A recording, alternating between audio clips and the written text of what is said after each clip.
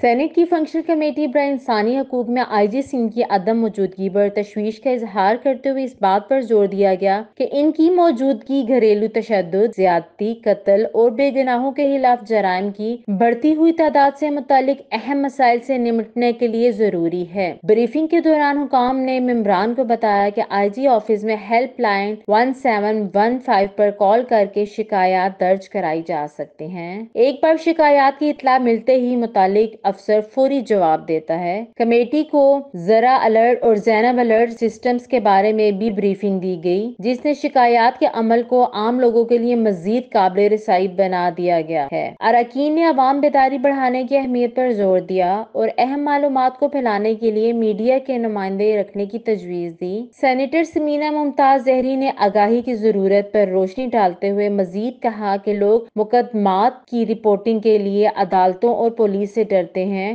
اور گھریلو تشدد کے واقعات میں مار پیٹ اور زیادتی کا شکار خواتین اکثر اپنے ساتھ بدسلوکی کرنے والوں کے ساتھ رہتی ہیں جو جان لیوا حالات کو برداشت کرتے ہیں۔ سیکرٹری نے یہ بھی بتایا کہ دیہی علاقوں میں ایسے معاملات کی رپورٹنگ کم ہے۔ سینیٹر ثمینہ ممتاز زہری نے سندھ بالخصوص کراچی میں سیکیورٹی میکانزم کے بارے میں بھی دریافت کیا۔ انہوں نے بچپن کی شادیوں سے متعلق مسائل اور اس کے ظلم کو ختم کرنے کے لیے کیے گئے اقدامات پر تفصیل سے بات کی۔ متعلقہ محکمے کے افسر نے بتایا کہ انہوں نے بچوں کی شادیوں پر پابندیاں نافذ کی ہیں اور بعض احتیاطی تدابیر کے ذریعے کیسز کی تعداد میں کمی کی ہے۔ اس کے علاوہ چیئرپرسن نے سڑکوں پر رفتار کی حد کے نشانات نہ ہونے پر بھی افسوس کا اظہار کیا۔ انہوں نے مزید کہا کہ سڑک حادثات کی بنیادی وجہ غیر قانونی لائسنس ہیں۔ انہوں نے حفاظتی ہیلمٹ نہ پہننے کی غیر ذمہ دارانہ رویے اور گاڑیوں پر حقیقی نمبر پلیٹس کی عدم موجودگی پر بھی تنقید کی۔